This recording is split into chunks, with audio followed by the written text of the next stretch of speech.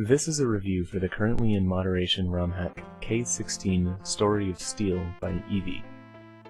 My opinion of this Romhack is largely positive. There are a couple of things that could use work, but overall I was definitely impressed. For a hack as short as K-16, it's got quite a bit of story, but this isn't necessarily a bad thing. But with great exposition comes great responsibility. There are a handful of typos that need to be fixed. As far as gameplay is concerned, there are some faults that need to be addressed. Namely, there are some bosses that are maybe a little too easy to cheese, Raven being one of them. As you can shoot the enemies and they will drop coins that never disappear, you're able to sprite limit the items that he drops and fight the boss at your own pace, which completely eliminates the challenge. And then there's this guy, whose name I'm afraid I can't remember because he doesn't stay on screen long enough to even say it. He dies super fast due to a lack of invulnerability frames. Also, I was kind of bummed out to find out that you can't use your weapon to attack any of the bosses except the last one. Now, while some bosses are afflicted by a lack of difficulty, the Undine boss has it in spades. The longer the fight goes on, the faster that wave seems to accelerate, to a point where it matches your speed perfectly. This is a problem because it's hard enough to aim the ice cubes at the wave when it's moving slowly. When it's immediately underneath you at all times, it's pretty much impossible, and the more likely outcome is that you're just going to get chased down until you die. Back on the topic of cheese though, the stage leading up to the Undine boss fight is pretty cheesable. You just climb up right at the start, run over the top of the level, and skip right to the midpoint. I assume that this isn't intended because all of the other levels have a ceiling above them and prevent you from climbing over them.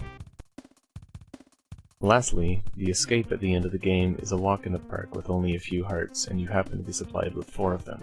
Though they are all stacked up on top of each other, so you don't actually get the health unless you collect them one at a time. If you want to give the player 80 health, you should space the hearts out more so they get it one at a time.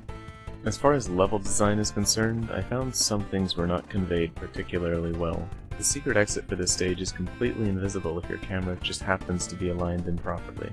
This can result in the player not having any choice but to throw themselves down a pit to find a secret. That's bad. Planet Aquaria establishes fairly early on and a couple of times throughout the level that it's safe to walk in the water.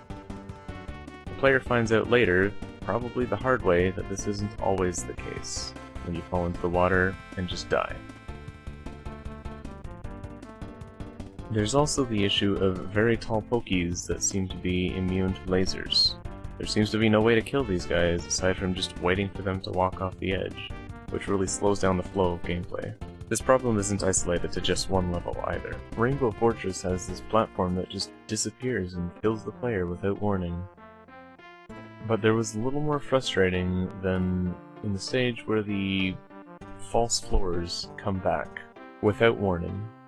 I think it goes without saying that to suddenly be reminded by gravity that the floor that you encountered once before in the game is back, well, that's probably just not the best way to go about that.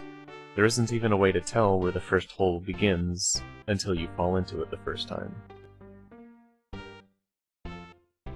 A lot of hacks that use the Metroid-like health system tend to also combine it with knockback.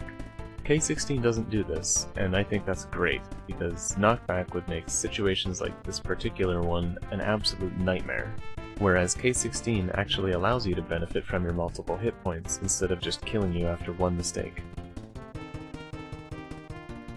I didn't personally find the final boss terribly challenging, defeating her on the first try, but it was at least an interesting fight. Not just waiting around for the boss to become vulnerable, you actually get to use the ability that the game has been training you to use the entire time. Now, what I really loved about playing K-16 was all of the different environments. The game really communicates as you're flying from planet to planet, from one world to another. All of the places are very different from one another, and it's always a fresh experience going from one level to the next. While K-16 was quite linear, the one secret exit it had to offer certainly pays off to take, and doesn't feel like a chore. You get a reward that helps you an awful lot throughout the later game, and a whole bunch of levels to explore on the way to that reward. The graphics for this hack were well done. The unique custom art is very nice, and it's refreshing to see more than just the recycled graphics from other games. The music chosen was pleasing to listen to, as generally high-quality ports were selected for the hack. One can also certainly appreciate the wide variety of song choices.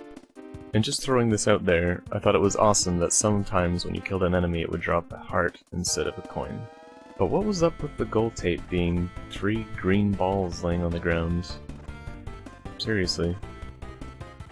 What was that?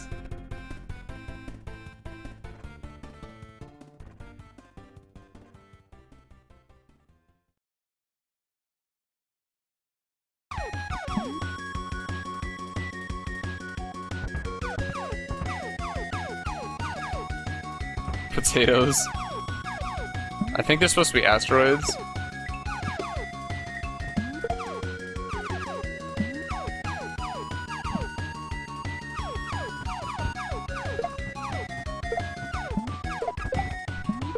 Ow. What happened? my whips became bleeps.